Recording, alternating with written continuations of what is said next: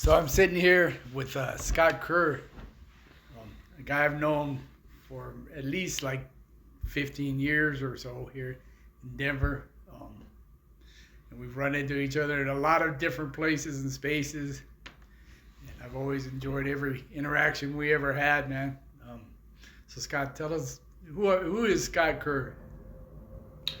Thanks, Arnie, for having me. Who is Scott Kerr? Scott Kerr is father of one 12-year-old boy, um, husband-ish. We're not technically married to my partner, Jessica. Um, and currently I live in Lakewood, Colorado, not only just a mile from Arnie. Practically neighbors, share the same park sometimes. Um, and currently I'm working in the affordable housing field with experience in nonprofits now for, I don't know, probably 20 years plus. Since I guess I started a job with my first nonprofit um, in 1990, well, 2000, January of 2000. So quite some time. I'm really lucky. Yeah, they're lucky to have you too, Scott. Um, so you and we met down at Occupy Denver, right? I mean, Yeah. um, you and I were staring down 150 or so cops dressed like Darth Vader a couple times there. Yeah. What the heck were you doing down in Occupy Denver, man? Yeah, that was something. And it wasn't just we were at the protest together. It was like a 2 or 3 in the morning. We were down there trying to hold down these streets together and hold down the space right at was it Broadway and Colfax. Yeah. We were holding down that park. What a time Occupy, I mean, it's hard to even those time the Occupy movement seems so distant now, honestly, when I think in light of the more recent, which is now a couple years ago, the Black Lives Matter movement, um, that was so powerful here in Denver. And I see those as it's largely similar struggles against colonialism and the effects of fascism, systemic racism, of course. I think what captured me about the Occupy movement, of course, it was a time of, during the I forget what they call it, the Great Economic Recession or something. It was '07, '08, Yeah. Yeah. somewhere in there. And it was really about taking space back and really and taking public space back. You know, it was a time when gentrification was sort of just starting in Denver. Homeless sweeps were happening in certain areas um, already, even then. Um, so it was really the first time the group had come together and said, no, we want to stay here for a little bit. Yeah. And it was about fighting capitalism and you know standing up to the machine and yeah, it was a beautiful time, man. And it seems like yesterday, but it also seems like 100 years ago.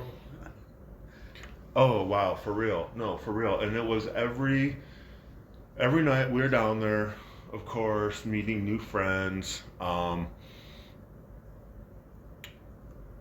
Though I remember a lot of the police violence then too during those protests. I mean, a lot of pepper spray, a lot of people, getting beat or something. Very similar to what we see. Saw Black Lives Matter stuff. Yeah, it was a wild time. It was a wild time in Denver, and I just remember um, how much the city was really shut down by those protests, and then by later the BLM protests of uh, what was that 2021. Yeah, 21. Yeah, You know, where I during the remember pandemic, even. Yeah, during the pandemic, and that same sense of going downtown and downtown just being empty in the daytime, and kind of just picking up the pieces from the night before. yeah, yeah. It was um, like, I mean, you could just feel like the anger and the revolution in the air. It was amazing. And you feel it now with some of this stuff going around Gaza now. I don't know if you've been into any of the marches or something, but they've been the same feel, um, and it's the same thing, fighting imperialism, um, colonialism, Yeah. same thing. Every time around, it definitely, because the older, so I didn't say how old I am. I'm almost, I think I'm 48 now. So, which probably got that for how long I've been working in the nonprofits. But it really I mean, all these are new opportunities to bring up the next round of counter-fascist or anti-fascist group. All these different with the latest Gaza protests. But fuck, it feels like we've been protesting the occupation now almost my whole adult life. Yeah. The very first campaign I worked on was to end the sanctions in Iraq, and that was after the first war. That was like in 97, 98. And it's just been the same. It feels like since then, well, since the 70s, before then, World War One. It's just been the same story. So I don't know if I feel older. It makes me sadder sometimes. It gives me energy to see more fresh faces out there. This feels different in Gaza though right now. It just feels like things can't be. There's no Gaza anymore. So, the talk of genocide just feels so much is happened or it's happening so quickly now. Yeah, and it's so blatant. Yeah. And bloody and cruel. Yes. Yeah. So Scott, the first time I didn't really meet you, and I didn't even know that I saw you, man. But first time I saw you, you were getting arrested on Columbus Day. You and a bunch of people from Isla School of Theology. That was incredible. Yeah, man. First, talk about what were you doing at Isla School of Theology, and how did you get there? Well, thank you for asking. So I went to Isla School of Theology. I think I started there in 2006-ish, 2005. And I had spent like probably 7 years at that point in kind of conflict zones.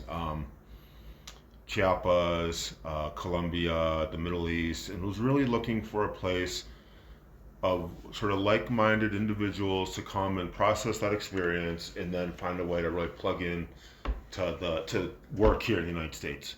And at the time, ILF was incredible. I mean, I don't know if you ever read Tinker.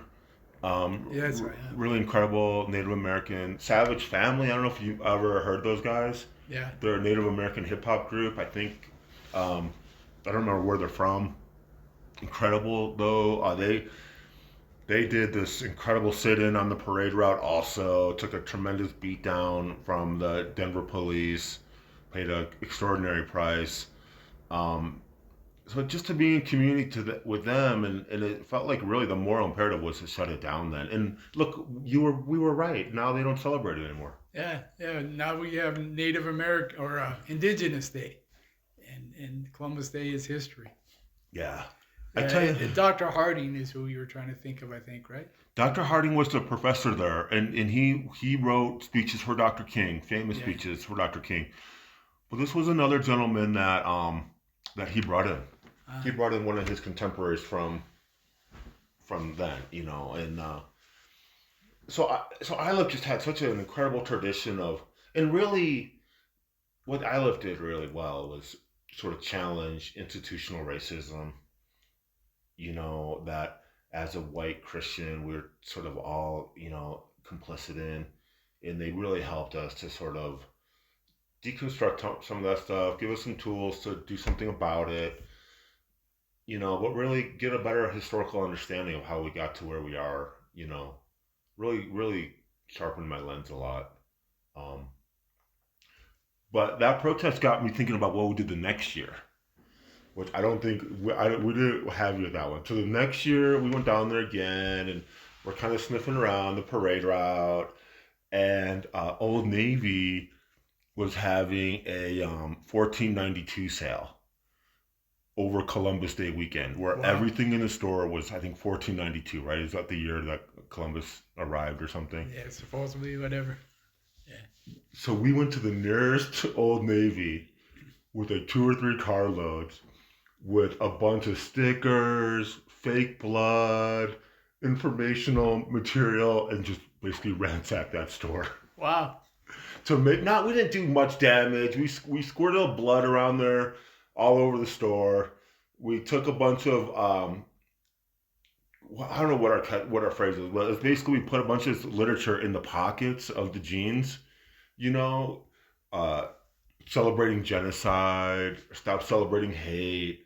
And it was incredible because really it's just me and a couple of us like, hey, let's do this, and then we started talking to people on the parade route, and by the end, we had all these kids jumping in. It was awesome. It was awesome. It was really empowering too, but also just actually going after the corporate structure a little bit was just That's powerful. invigorating, honestly.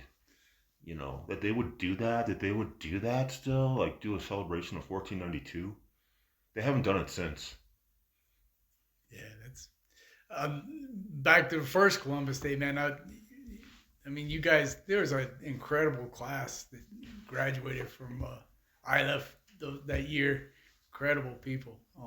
But I was witness that you guys were blocking the road, stopping the parade, and just watching the cops just like brutalize you guys. And I mean, I got PTSD just watching how they treated you guys. It was pretty crazy. You know, it was wild, man. It was wild. I didn't really think it was gonna happen quite that way. To the group's credit and to the American Indian Movement Denver chapter, we had been to multiple, probably 2 or 3 nonviolence trainings by that point, legitimately so, from everyone in that direct affinity group that we were in, and then people jumped in with us because they knew we were, organized.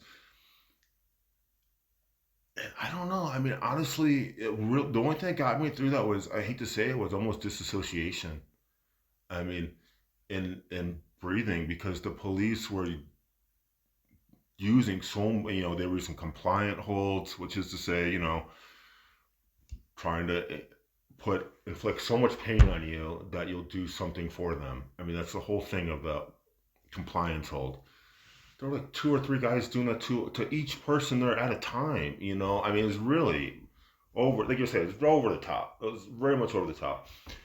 Um, I was Many of us were, experienced bruising or other kind of torn tendons, these sorts of things. But it unfortunately, just like you see it, it's just a window to how I think culture has changed there a little bit.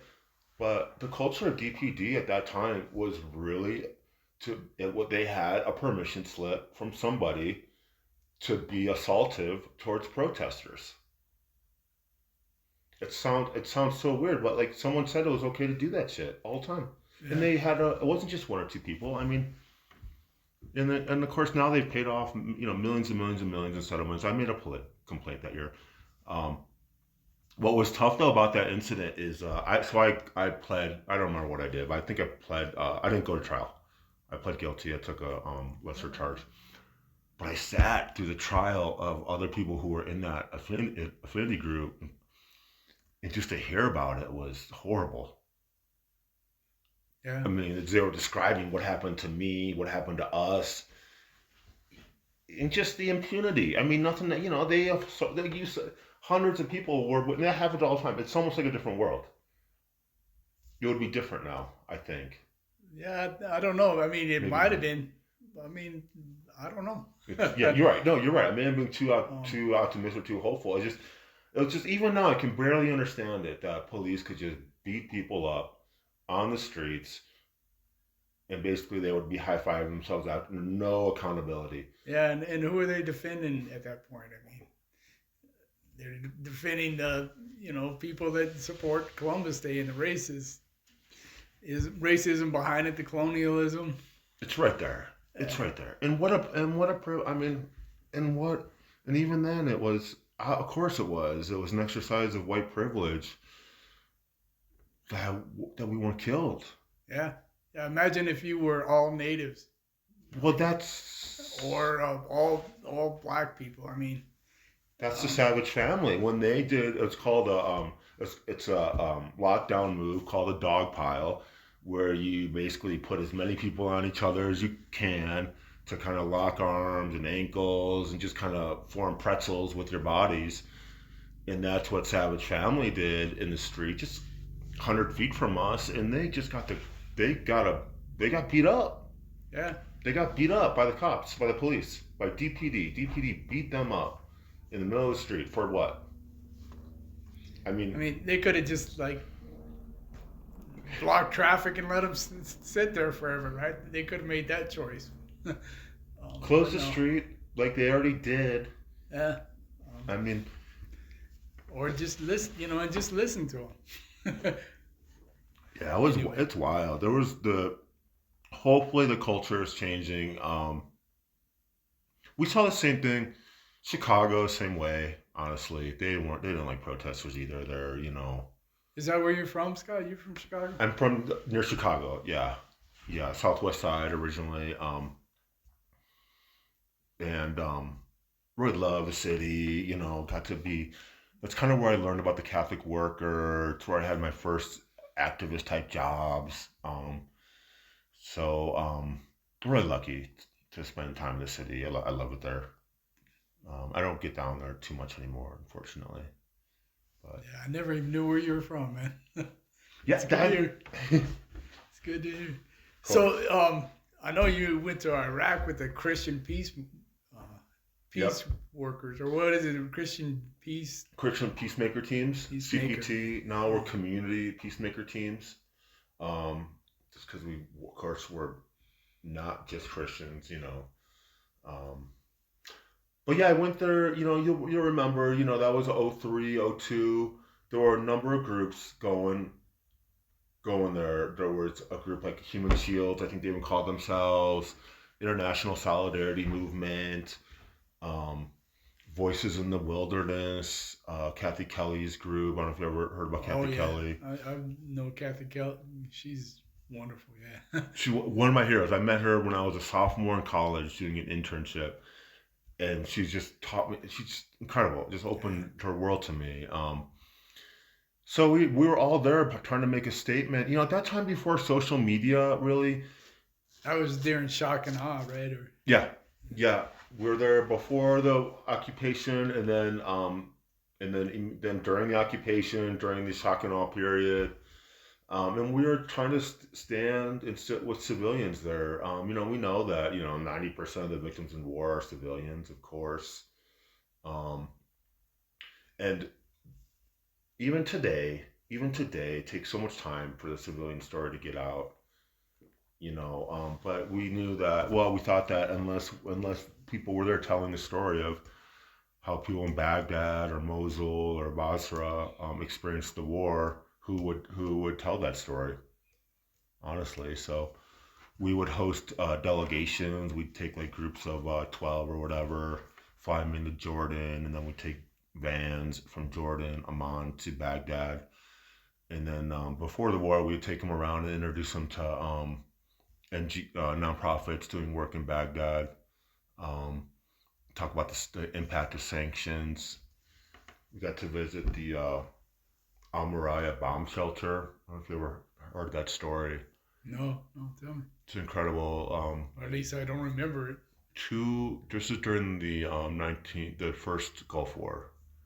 There was a bomb shelter in a pretty wealthy part of town that the U.S. government had identified as a headquarters, but it wasn't. It was a bomb shelter, and they put two Tomahawk missiles through the roof of this thing and killed hundreds of people, instantly vaporized them, to the point that it's been turned into a war memorial, now a memorial for the victims, and we'll take delegations there. This is before the Second War. So this had been like January of 03 or something. Um, and on the walls of this bomb shelter, shadows of people who were Wow, vaporized. wow, man. People though. I mean, it's not an artist's interpretation. there's a woman who's holding her child that you just see that their imprint against the wall because they were, because basically they put it, and they had, this is one, it's an incredible story because how diabolic the U.S. government can be. They got the architecture plans from the company that built the bomb shelter, so they knew exactly how to blow it up. So they put like two, a tomahawk in exactly right where the air intake was to blow it up, and then another one right behind it, and then instantly killed hundreds of people there. I mean, it's incredible. The story of Iraq needs to be told. Because if you look at the pictures from the 70s and 80s, there, it's such a cosmopolitan place, very modern. Universities that, first universities in the world are there, and then between the Iran-Iraq war, model healthcare, right? I mean, they have... incredible healthcare there, then the sanctions, and then of course what happened now. I mean, yeah, it's a mess still. I mean, they're still, trying to. I mean, there's all kinds of strife and trying to rebuild, and America's still attacking and bombing, and for what? For what? There's still 2,500 Americans there. I mean, I think you would have to say it will be remembered like Vietnam at this point. I mean, it felt like that. It felt like that at the time, when we were there, and it was almost like people didn't believe what was going to happen because it was so out. I mean, now we take the Iraq War for granted, but I mean, it didn't make any sense at the time for so many people. I'm sure you were here protesting. Oh yeah. I mean, it didn't make sense to anyone, much less people there. They couldn't understand. Honestly, I mean, just because they weren't at war with Americans. Yeah, like really, I really can't. Same with Afghanistan. It's hard to really say what the strategic benefit of that was. Of course, a lot of money for Halliburton. Of course, they tried to kill George Bush's dad. And it's just so. I mean, the universities are.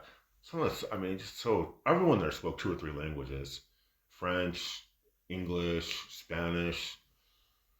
Well, that's like the birthplace of civilization, right? Yeah. Yeah. Literally, I mean, and they just blew it. I mean, for real. I mean, and how, of course, they treated the museums there. I don't know if you remember that story. Yeah, I mean, that's part of just erasing the culture. Right. I mean, and it was a cultural genocide. Others, I mean, you saw what happened at the prison. Abu Ghraib. Abu Ghraib, yeah. I mean, talk about like making people less than human and treating them less than human. That was a big part of our work when we started there, and we turned with that. We did work with that author there. I can't remember his name, who wrote the story for the New Yorker. Because what was happening, so it's hard to know what to do in a war zone. But what was happening is Iraqis would be going through checkpoints to get to work. Maybe they would be translators, cooks, drivers, who knows what else, and then they would be gone. They'd be disappeared by the U.S. government. That was happening a lot, where it's like the government was kidnapping these folks, so people would come to CPT, Christian Peacemaking, and say, hey, help me find these, you can get into the green zone, help me find my brother, my sister, my husband, I mean, it was, and then to see the pictures come out. I mean, God, I mean, it's hard to even really imagine those times now when those pictures came out. Just because now we take it for, granted. Yeah. I mean, now it's happening in the prisons of Israel, right? And right.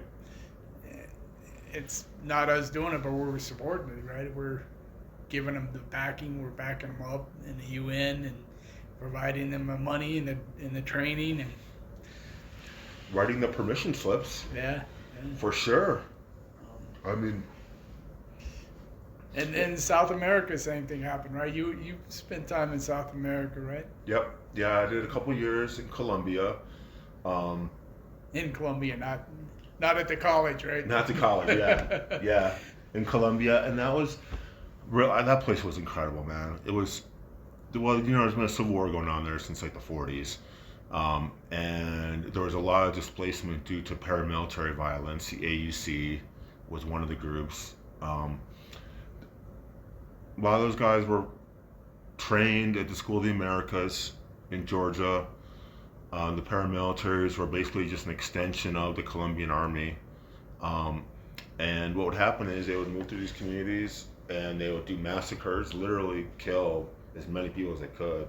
And then whoever was left would run to the cities, which was a part of the displacement plan, so they could use that area for strategic military, steal the gas pipeline, stuff that was traveling through the area, or grow cacao or coke, Yeah. coke plants. So our job there was to accompany the folks back from the cities, Barranca Bermeja, back to these rural areas. It was incredible.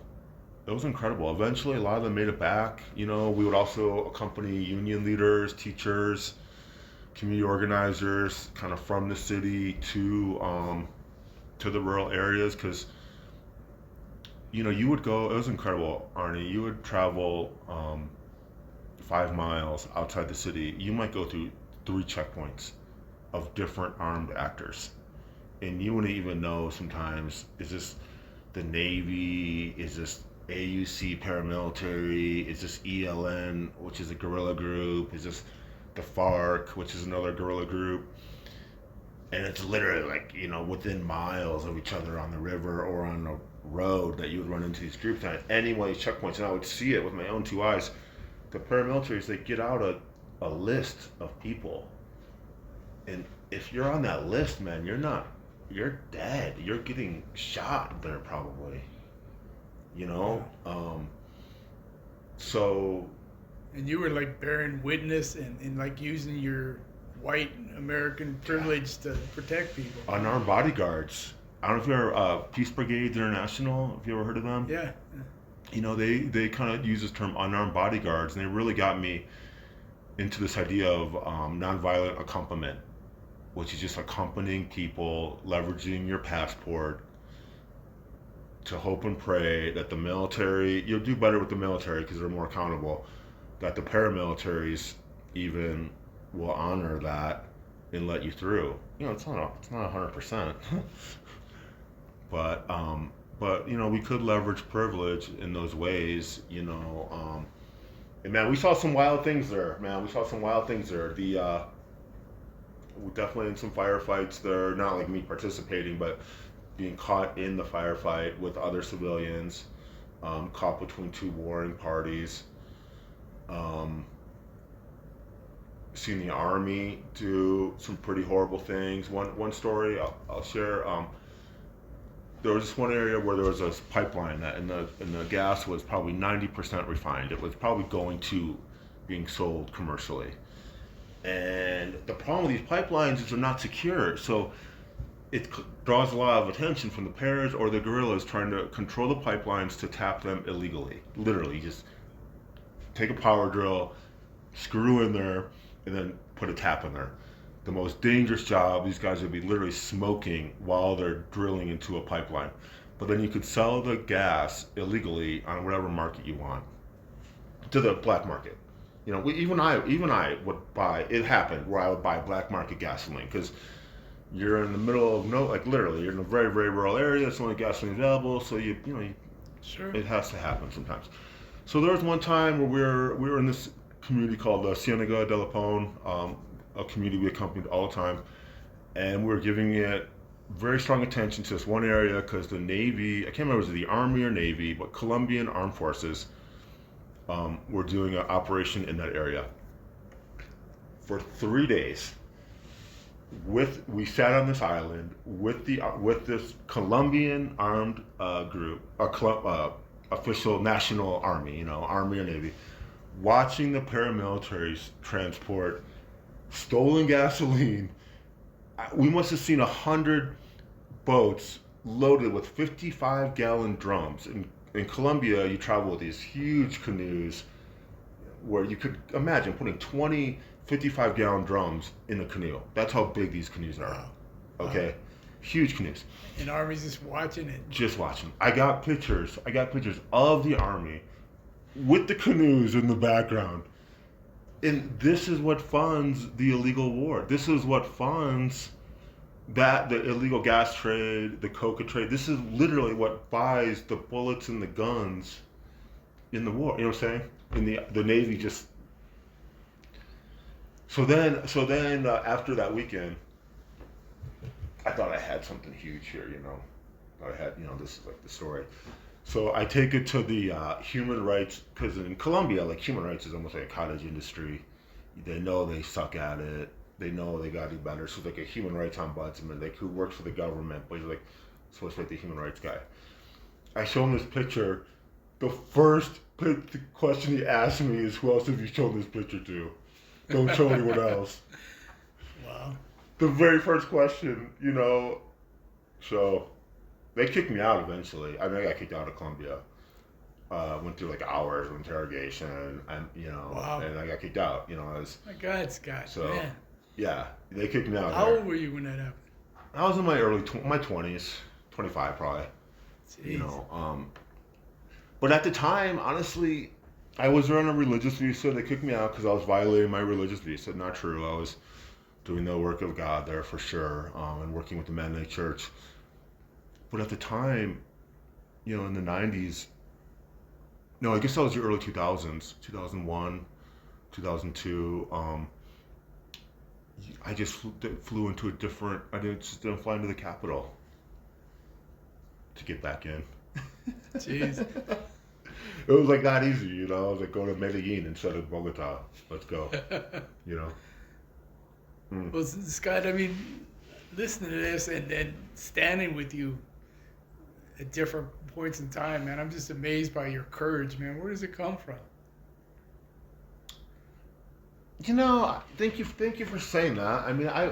To people, I've just been so lucky I've had such great models in my life. Even standing there with you,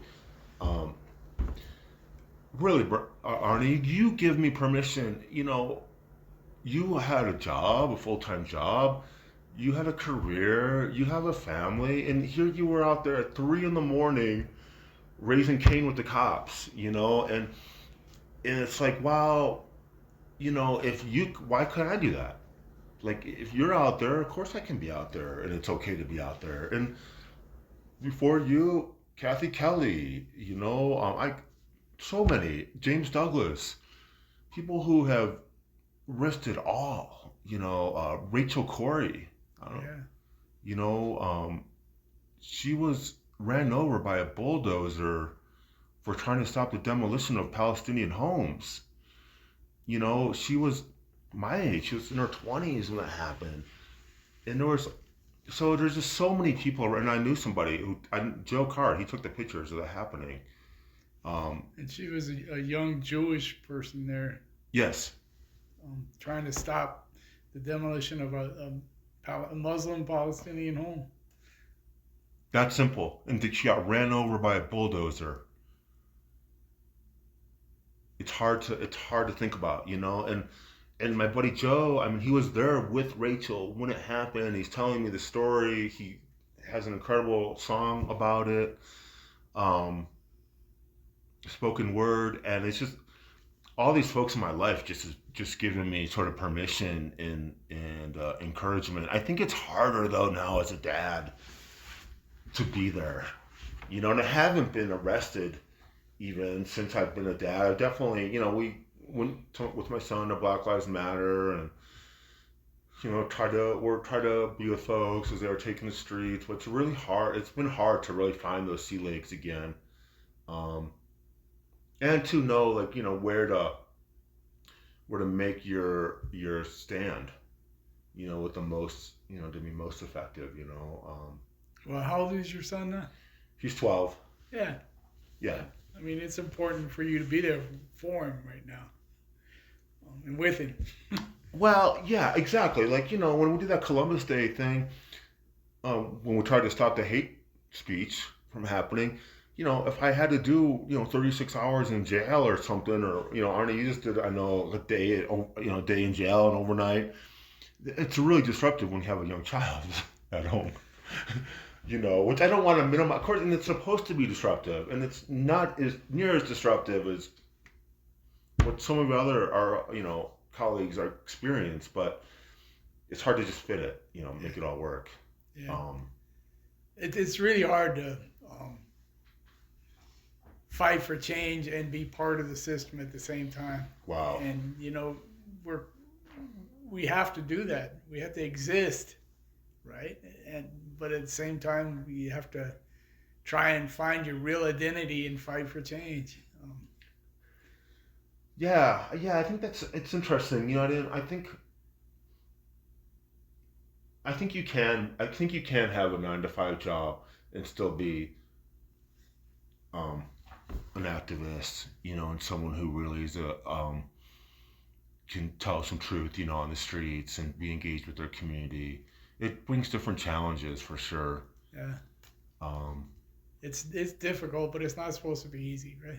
exactly. Yeah, no, exactly. And the moment demands it. Yeah. I You mean, know, we don't have any choice. we didn't choose. I didn't choose for Occupy to happen. I wanted to support, but it's like we're all just supporting our community, and I think that's what we have to be ready for is when the moment is ripe, we have to be out there supporting however we can. Yeah. Um, and we're really lucky to have folks to do the work in the times when the moment's not ripe. I mean, um, I think too with the Occupy thing, because I remember because I'm thinking about it now. It was sort of on the heels of those immigration marches too. Yeah. Right around the time of Occupy, there were the immigration. Just before that, right? Just before. Yeah, yeah. Yeah. Huge marches. All over the country. They kept on Yeah. getting bigger. Yeah, I can remember being in a march. We marched from North High School to the Capitol, and I remember we got to like Zuni and Spear, and they told us that the front of the march had just reached the Capitol. That's how long it was. Right. It was like incredible. I've never seen, and it's mostly immigrants, right? That were out there in the streets, risking everything. Yes. Yeah. Yeah. Those were incredible days, and God, we need it. I mean, and look what we're at, right? Of course, now we're in this Venezuelan refugee crisis. I mean, there's refugee camps in Denver right now. Yeah, they just got swept yesterday. I mean, They swept them all off. I mean, told them you can't be on the streets. yeah. No, I mean that's not going to work, and they're not going to be able to do that next year. It's just too much money, too many people. And they put them in shelters, and they have, if you're a single person, you have like 20 days to be in that shelter, and then you got to figure out something. And if you're a family, you got 37 days. And like you just got here from Venezuela or wherever, right, in South America, and you've got 37 days to have a life. Yeah. Yeah. No, it's incredible. It's incredible. It's incredible. What these folks have gone through to get here. I mean, it's interesting, because it's kind of a new thing for the Denver government to give a shit about refugees. You know what I'm saying? Yeah. Like, you can remember. But they didn't have any choice. They were out clogging the streets, and people were complaining. Yeah. No, I mean, it's interesting. It's really interesting, this whole. And I'm honestly still trying to understand, and I hope I don't come across as super ignorant on the webcast, but it's like, I hope we can leverage this current crisis into meaningful immigration reform, because we're talking about Middle East violence and being a cycle, and it's like this immigration thing is we've been treating whole swaths of people like second class citizens here, and I'm sure you have good friends that are undocumented. I mean, I do, Oh, for sure. and it just breaks the stuff that I take for granted, like visiting your family in Mexico and all these things. And I've lost friends to that. Pedro, I mean, he had to go back. You know, we don't get to see him anymore. Yeah. He's gone. You know, written heartfelt letters for families who've been built their whole lives here but still don't have status. I don't know. Yeah. Well, right now they're trying to pass a law to make it harder to apply for asylum, and they're passing that law so that they can make a compromise and give more money to Israel and Yugoslavia or Ukraine for yeah, weapons. I mean, situation. it's like every poor person in the world loses. It's That's a defining characteristic, basically. yeah. Yeah, no, I agree. I agree. Well, of course, our system is disgusting. Um, I do hear, about getting pathways to work and all these things. There's, it just is too little, too late for me right now. I'll advocate. I'll march when people tell me to march. I'll march for sure for immigration reform. And this is of course is like used to be part of Mexico where we're sitting right now, much less before then with the Utes and Cheyenne. But I mean, so it's just so disheartening, I guess, that there's still folks who are and no, because those marches. And if you would have asked me then, that would have probably been like 2000, 2001. No, that would have been 2006, 2007 when we were marching for immigration. I know you've done. I mean, not you've been a part of America forever. But just to say, I thought we would have been right then. What's happening next year? Oh yeah, it sure felt like it, didn't it? Next year, And then the blowback came, and something happened. Who know? Something happened. And it's just disheartening. yeah. And so much pain and suffering. Yeah. So while you're talking about that, man, I'd just like to ask you, man, this world is hard, as we've been talking about. Not so much for us. I mean, we're privileged, but what keeps you going, man? How do you? I mean, you see all this shit, Scott, and you know it's happening, and you keep going, man. How do you do that?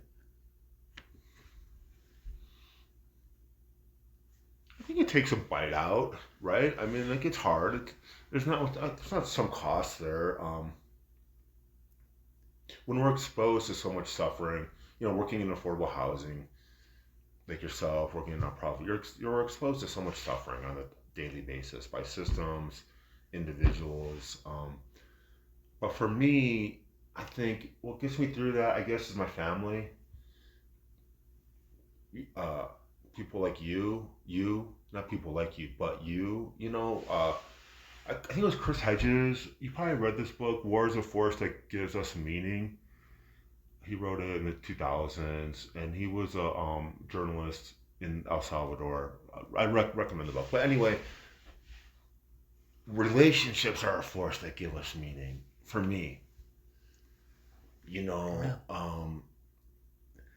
And that's how I get through, is really solidarity and knowing that my community will be there for me and they understand me. It's just incredible how hard it is to see the world through the community's lens. The media doesn't want us to. They want us to view it through the IDF lens in Gaza. Well, how's the IDF doing? Tell us about the IDF operations. Tell us about the tunnels. Yeah. Tell us about all these paragliders. Something exotic, erotic, that fetishizes the violence. So we're not talking about fucking some kid's experience living in Gaza right now, which is all of us. We're all civilians. Yep. Yeah. I mean, we're all world citizens, right? That's what brings us together. But that's the story that gets me sort of like, normalizes it, and gives me context to the privilege I have in the face of incredible suffering. You don't have to look far to see it. Well, you're an incredible guy, Scott. You know. You've really witnessed a lot of stuff, and you're still here fighting, man. Thank you. You're so good to even ask me these questions. I think about them a lot, because I went to theology, so I could talk about it forever. Theology school, I can opine, you know, forever. It's just making sense of a world with so much violence. Do you still consider yourself a person of faith, a religious person? Not really. Unfortunately, no, which is okay. It's kind of part of the reason why I went there is to really make sense of that stuff. Um, I think the metaphors that resonate most with me are the ones that I see in nature, um, around just sort of right relationships. Um, but certainly, I'm culturally Christian. I speak that language. I'm comfortable around other Christians, I guess, ish, you know. Um, but we're really lucky. I don't know if you ever, we have one of the things we do as a family, we do the labyrinth, which I'm not really sure what tradition that is, but it's great. I don't know, we have one right down the street. And then I also like the just mindfulness, you know. Um, what do you practice now? Um, I go to a Unitarian church. Okay. And I'm pretty active with that. But I really like try and follow the Tao, and a little bit of, I take a little piece of this and that, Buddhism, mindfulness, Yeah. Christianity. Um, Sounds like a universalist. yeah. And and I just nature is a big thing for me, for sure. Yeah. I mean, just observing and trying to see the beauty, and it's not hard. But also you got to see the pain too. You can't see one without the other, and sometimes they're one and the same thing.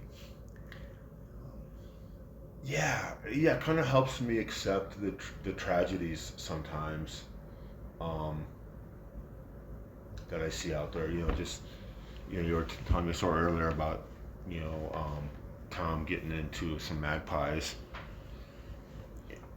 That happens too, and just kind of figuring that stuff out. Yeah, sorry, I lost my train of thought, but um,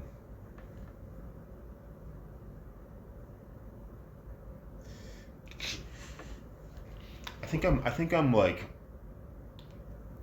I would say I'm a recovering Christian. Yes. Yeah. I just feel like the Christian worldview, and I think you would agree with me here, it doesn't prepare me for much except conquest and colonialism. Even from Genesis, where it says like humans are supposed to have dominion over Earth, and it's like I can't really get down with that anymore. It's not the lens I want to pass down to my kid. Like, in changing the world too. I feel like that's a big part of Christianity is changing people and changing the world we live in, and sometimes in the context of, I know there's a context for struggle, but sometimes acceptance is a part of what we have to do too, as a part of the homework. Yeah, exactly. Yeah. So I think those are the challenges for me in Christianity. I don't know what to do with those tensions, like, because that's how I grew up, as an evangelical. Not, I didn't grow up evangelical, but those metaphors of going out to the world and making it better. By having people believe in what you believe, right? And right. Whatever.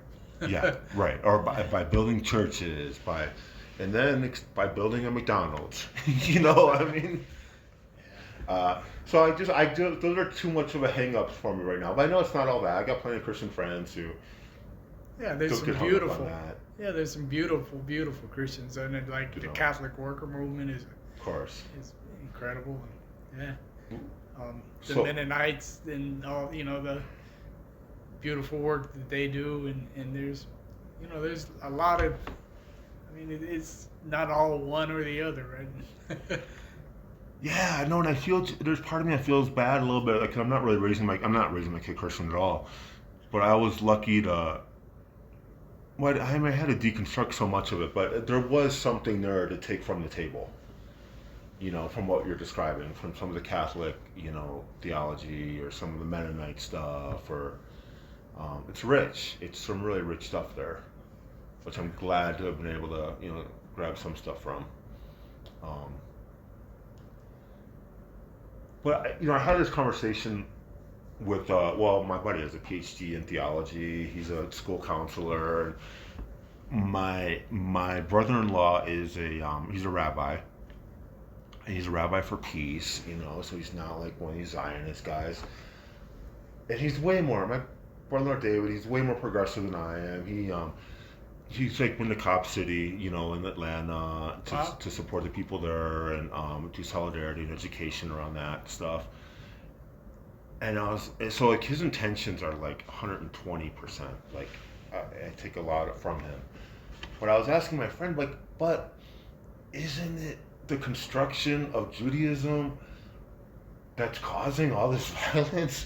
That, like, how many steps is it from Judaism to Zionism to genocide? Is it? And then my friend was counseling me on synchronicity and reminding me that fascism and colonialism would probably exist in the absence of Judaism or Christianity, indeed. But it's something I really struggle with. Like, our world religion's helpful to solve the problems we have today. And I don't know if I they don't. are. Yeah, I don't know either. I mean, even like Buddhist religion, right? I mean, Buddhists are in Myanmar. They're the ones that are going around and killing people, right? When given the power, this is what it leads to. Maybe. I mean, Yeah, I mean, I don't know. I mean, it's all food for thought. But let's wrap this up, Scott, man. sorry. It's all right, man. I just want to tell you how much I love you, man, Yeah. and respect you. Thank you. And thanks for spending this time Yeah. with me, man. Thank you. It's Sorry, incredible. like, You get nothing to be apologizing for. This is wonderful, man. Appreciate you. thank you, Ernest. Yeah, JP did talk me off the cliff on that because I was about to call him and be like, no.